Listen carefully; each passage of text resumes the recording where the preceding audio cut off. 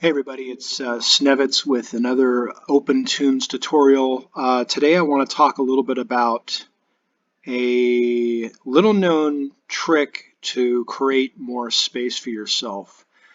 So if you notice here, this is my latest digital animation. It's called Neighborhood Watch. It's actually up on YouTube now. I've got my columns here, my levels, if you will.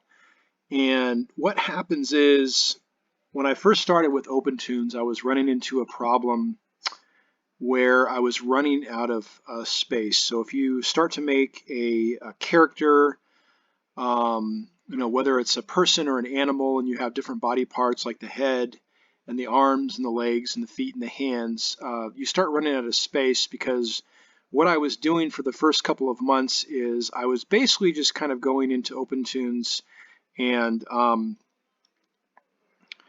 if you hover your cursor, you can actually drag the columns over. And this is kind of what I was doing. I was making my drawing a lot smaller because I was having to create space as I was adding. For example, I've got a level here, a column, if you will, where I attach the camera to a level. So whenever I move that level, the camera would just follow it. And then I've got my geography. I've got a couple of levels for geography, and then I've got a person. I've got a kind of a. I tend to do the lip sync. I tend to do I use kind of do this manual thing where I adjust the frames by the timing. I can go into that in another tutorial.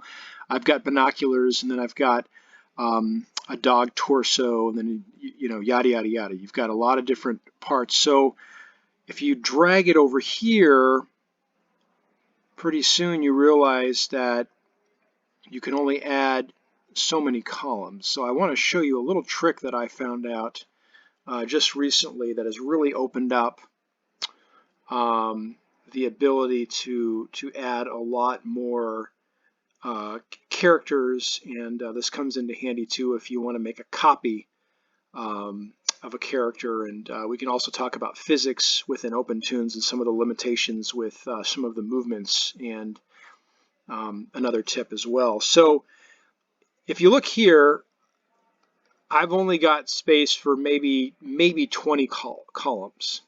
Okay, if we start here with column 1, 2, 3, 4, etc., etc., going to about 20. And I'm not able to add anything, and then of course you're not able to draw. So what we'll do here is, if you see my mouse and moving my mouse here, we can come down to this little arrow here. This is called the X sheet. Okay, and if you come down here, you look at frame 40. There's a little arrow. You see, if I'm hovering, I'm going to try to go real slow here, but I'm hovering my mouse cursor on this little arrow. Now, you can see here that there is a bar. Okay, it's a cursor bar, and this is the tip, the advice I want to give you to really open up your columns and to add unlimited columns, as many as you want, which is really opening up if you want to make short films that are maybe 2 minutes or more. I was in a situation where I was only able to make maybe 20 to 30 second animated creations because I was limited by the number of pieces I could put here. But if you see this now, I'm sliding the cursor over here, I'm able to add many more characters, and you could see here I've made copies because of the physics of how the characters interact with the scene and so forth. And again, this is another situation here, but going back to this little cursor here, you can slide it over here. As you can see, I've got 150 columns with no end in sight, right? I've got end credits, and this is for basically just a really animated short of about 2 minutes and 15 seconds. And just for, you know, a 2-minute 15-second animated short, we're talking about basically putting together over, you know, about 150 different columns here. So some of the things that I was able to do was you get into a situation. Let me kind of go back to I'll go back to some of the specifics of talking about making copies here. How to really, and this is all about saving time, right? So you save time by adding more columns. You can also do sub-X sheets, which is a totally different conversation. But I'm going to go down here and I'm going to show you a little bit about where I needed to make some copies. So I've got the character who's a bad guy. I've got the head. I've got the torso, and then I've got the smoke. And I was in a situation where I needed to create multiple copies of this bad guy. So let me kind of go into where he's first introduced. He's introduced like frame 300 or so. Okay, here he is, 300. So we click on here. I'm on frame 312, and you can see that here's the, you know, the money bag, and here's his hand, and I can zoom out a little bit. So you could, there he is right there. So if you go to 311, he's not created yet, right? He's hidden. He's not actually introduced. So he's introduced in this frame here. So if I want to make a copy of him, this is, you have to be very precise about what you do. You want to hover over where it says frame. So you go to the right,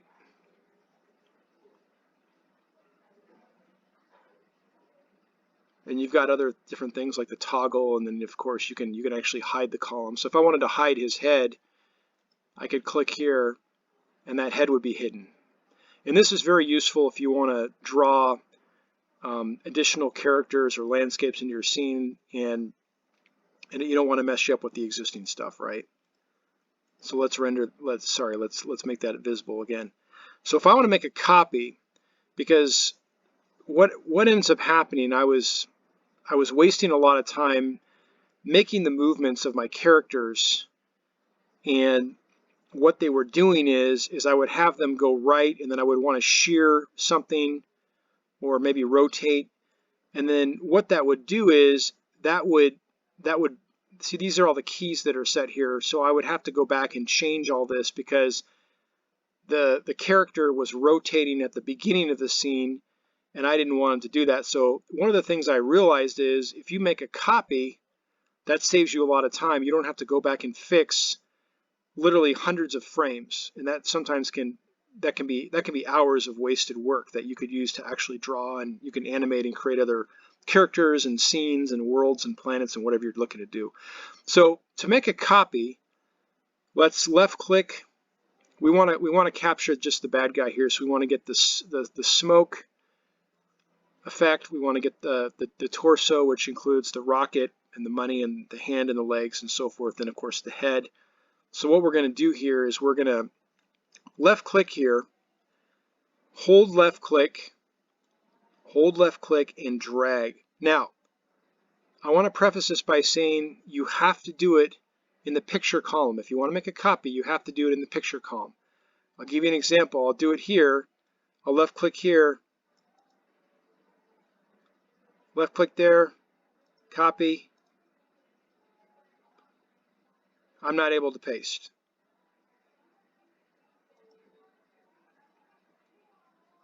It's not allowing me to do that.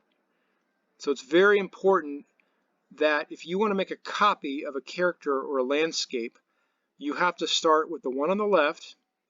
Make sure you go to the actual picture icon, left click on that, hold down,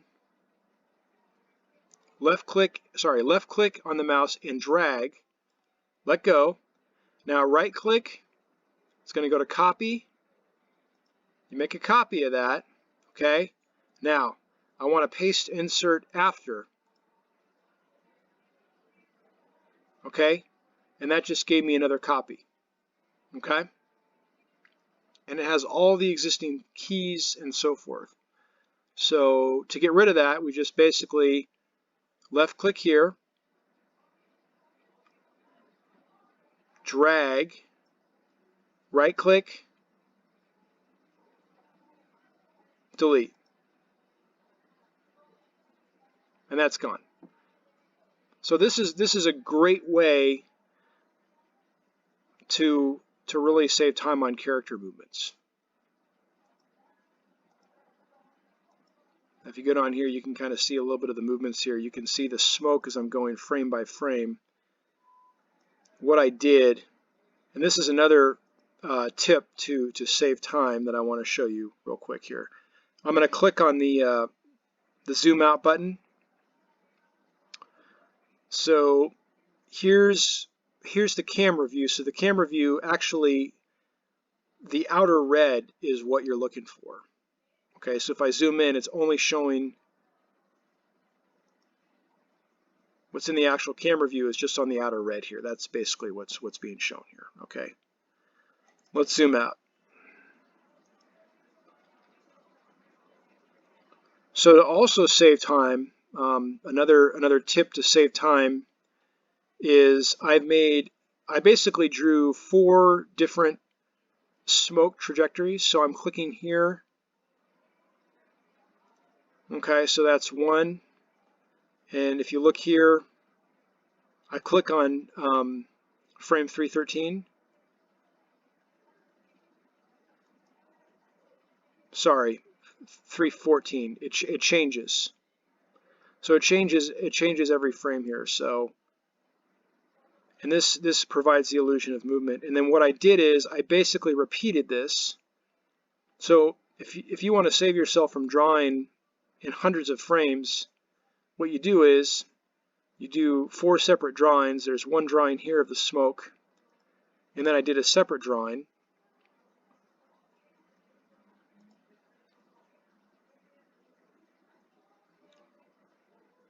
Okay, so then I dragged that, and then I right-clicked, and then I went to Edit Cells,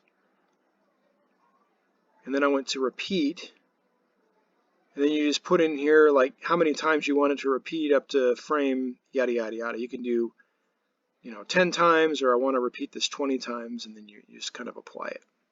Okay, so that's basically it. Just wanted to reiterate, if you're at a situation where you are not able to add any more columns or levels, if you will, and you're trying to add a level and you can't do it, there's a little, basically it's a toolbar, or sorry, a space bar down here with the cursor. Make sure you find that. It's the very bottom of the screen. Left click with your mouse, and so for this short film, again, there's about 149, 150 columns, levels. Okay, and also making copies is another way to save time because of the animation physics. If you create a movement at the beginning of the character, say in a scene, and then you create it in the end, it's going to affect, like, especially if you do things like if you shear or rotate an object or a character or an environment at the later stages of the scene that you want to happen, and if you go through like literally hundreds of frames, that's going to affect the movement of the character at the beginning if you didn't want those specific. It deals with physics basically. So I recommend highly looking at the bottom of the screen for the space bar, and also making copies of the characters or the environments. And again, this is Snevitz, and please subscribe to my channel.